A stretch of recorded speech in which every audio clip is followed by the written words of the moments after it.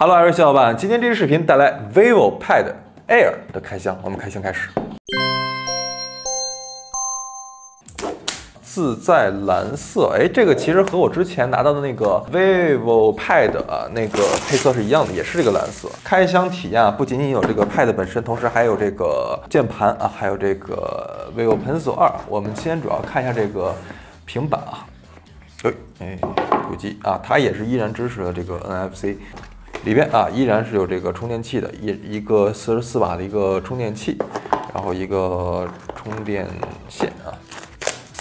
那在开机的这个过程中呢，我们也来看一下这个整个的一个外观好，开机了。我们看一下这个正面这个屏幕在这个没有亮屏的这个时候一体感还是很强的。那这个它也是采用这种一体式的一个包裹的一个设计当然这个信号带也是在这样的一个位置那后边呢是一颗摄像头同时 vivo 的 logo 这边呢是它的一个触点，使用的这个键盘套装的话呢，能进行一个实时的一个接触我们横握时呢，左边和右边呢各有2个音枪，一共4个音枪，电源键，然后这边有音量键，然后上面是2个话筒的这样的一个位置来进行一个收音。那这边呢是它的一个 Type C 接口。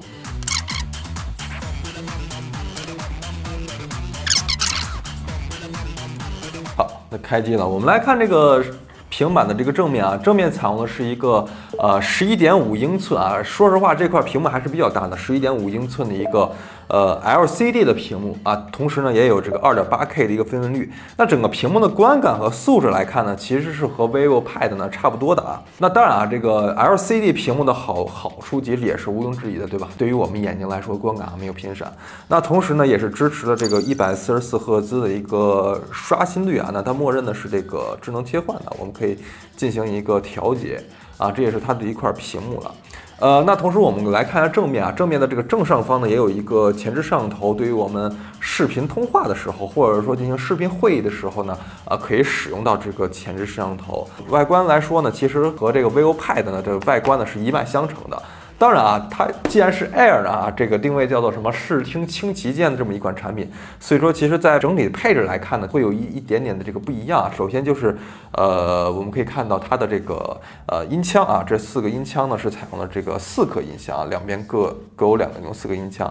再一个呢，其实就是它的这个后置相机了采用的是一颗单独的一个800万像素的一个摄像头，然后前置是一颗500万像素的摄像头，扫描文档的话其实是没有问题的，对吧？再一个呢就不一样的就是它处理器了采用的是这个骁龙870处理器，包括它也是支持了这个超高帧游戏适配我们也在这个游戏中也来测试了一下。游戏方面呢，我也测试了像王者荣耀、QQ 飞车以及地铁跑酷这些不同类型的游戏玩起来流畅度还是没有问题的。不过在这么大的屏幕玩游戏还是有点累手的。日常使用它通过分屏使用就可以进行2个应用同时开启同时也支持了小窗口的使用并且也支持了 vivo 远控 PC， 大家可以去我的 vivo Pad 2平板体验视频观看体验。那很多人用平板干什么呢？除了我们观看视频娱乐的话，其实更多还是比如说这个，因为它也是搭配了这个键盘套装嘛，对吧 ？vivo 的这个智能键盘 Air， 这样呢也能搭配这块11.5英寸的这一块大屏幕呢，来进行一个办公或者说码字的一个体验了。再配合这个键盘套装可以在平板上面码字之类的，反正应对一些小的码字需求是没有问题的。值得说的应该就是使用 vivo Pencil 触控笔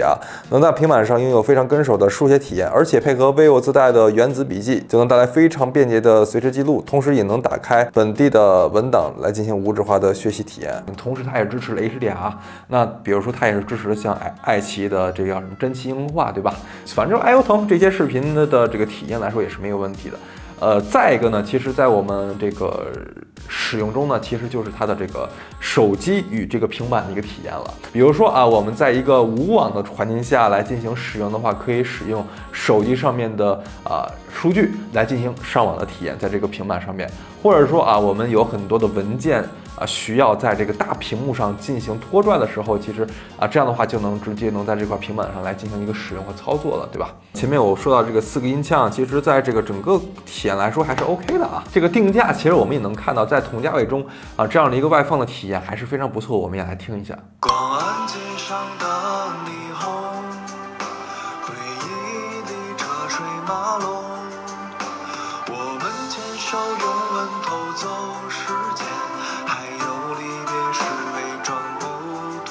那在其他方面呢，它也是内置了8500毫安时的一个电池。我们也来简单测试了一下3小时的一个在线视频的观看，3小时续航，使用电量31%的电。同时呢，它也是支持了一个44瓦的快充啊。说实话，44瓦稍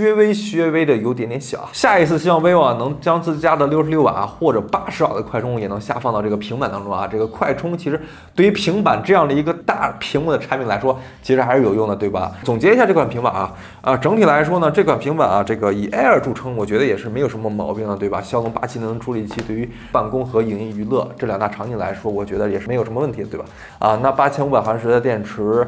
应对一些场景下的这个长时间的一个体验也是没有问题的。我觉得唯一就是说，第一呢，就是可能就是它的这个44瓦的这个快充啊，稍微有一点点的小。其他的话，我觉得可能也没有什么太大毛病，毕竟这个价位段也能告知我们这款平板的这个定位了，就是这个样子了。好吧，那这就是这款平板的一个开箱体验了。如果对于这款产品有什么还想知道我没有讲到的，也欢迎大家在我的视频的下方给我留言我会给你们回复的，好不好？也感谢大家收看我的视频，我是大龙，我们在下个视频见，拜拜。